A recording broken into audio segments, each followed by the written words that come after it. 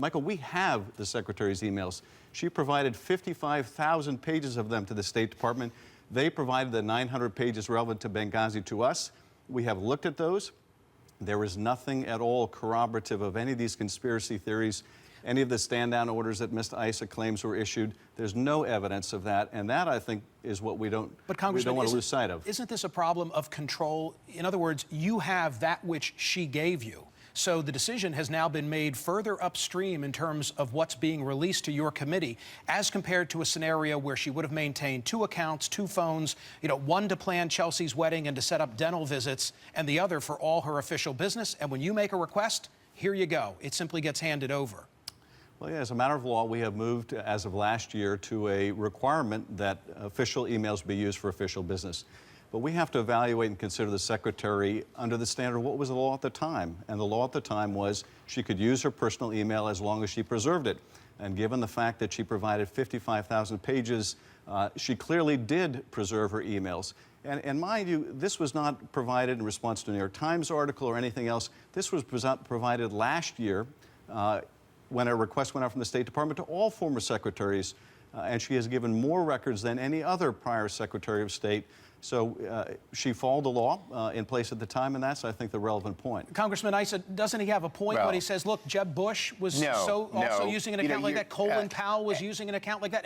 And one other point, sir, if I might. Yesterday, I interviewed the former head of litigation for the National Archives, and he said to me, while he finds this extraordinary and highly unusual, there were no laws broken here that he can see.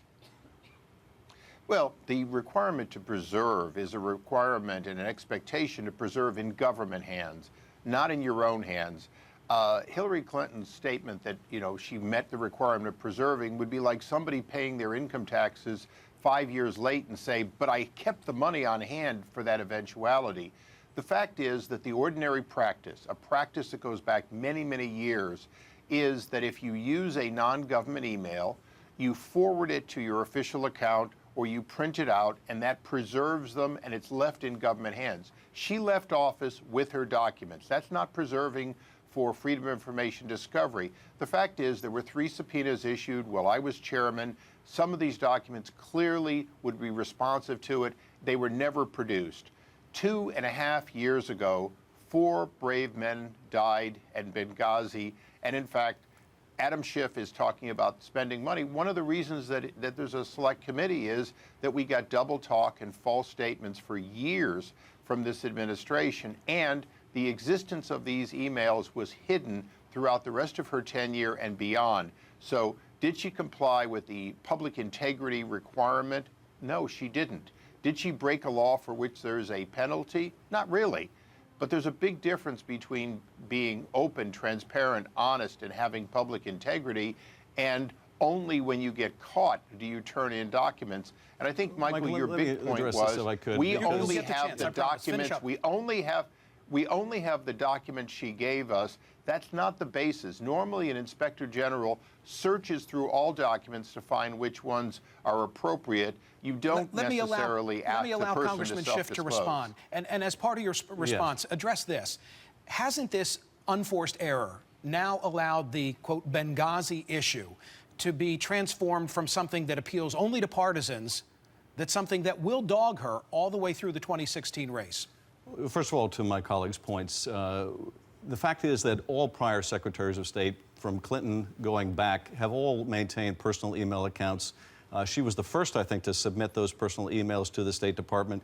So let's not hold this secretary to a different standard than the other secretaries. Colin Powell has already acknowledged that he used his personal emails. Second, in terms of the Benghazi investigation, we knew as of last summer that the secretary used a private email account. This is not something new. We knew also that she was cooperating. She was giving us everything we asked for. Nothing changed except that the pressure on the Republican members of the committee this week became too great for them to resist, from the Stop Hillary PAC people and the RNC people. So they issued a subpoena for records we already have. Now, the secretary has called for those records to be made public. Why isn't the chairman doing that? Why aren't we doing that? The reason is we've read them. There's nothing in them. Now, my colleague says, well, how do we know we have them all? And the reality is, if this secretary or anyone else emailed a stand-down order, as this mythical claim exists out there, There would be That's not what several this people. There would be discovery's about, several Adam, and you people know it. on the receiving end of that email. There would be people at the Pentagon. There'd be people in the field who would have to receive that order. But it makes None me of wonder, that. Congressman, there's no evidence of that. It makes me wonder, and Congressman Issa, quickly you can have the final word, but it makes me wonder, well, who then is doing the screening? If you have 50,000 pages, she's not sitting there with the former president, in the rec room going through everything. Who are these people? What kind of a clearance do they have? There are a whole host of questions that I think still need to get resolved. Take a quick final comment. Michael, Trey Gowdy, the chairman, and Adam Schiff have one thing in common. They both served in U.S. Attorney's office, and they both know that voluntary cooperation does not guarantee that it's a crime not to deliver all. A subpoena, which Trey Gowdy issued, is so that, in fact, it will be a crime if she knowingly withholds documents pursuant to subpoena. He needed to do that because she wasn't forthcoming 2.5 years ago. She, in fact, hid the very existence of this until she was caught. And the fact that they knew in August, Michael, that's quick 2 rebuttal. years Quick rebuttal. after the there was event. no more time. Go no ahead. need to issue a subpoena last year. There was no every need need to for a issue a subpoena subpoena this year because she has provided the documents we asked for. The only reason to give a subpoena for documents you already had, if you want to politically grandstand or make a presidential political issue, that's the only reason to do that with a cooperating witness. Gentlemen, thank Adam, you. I'd Thank you love to both. see your history of that. I wish we had more time. Thank you, Congressman Adam Schiff. Thank you, Congressman Darrell Issa.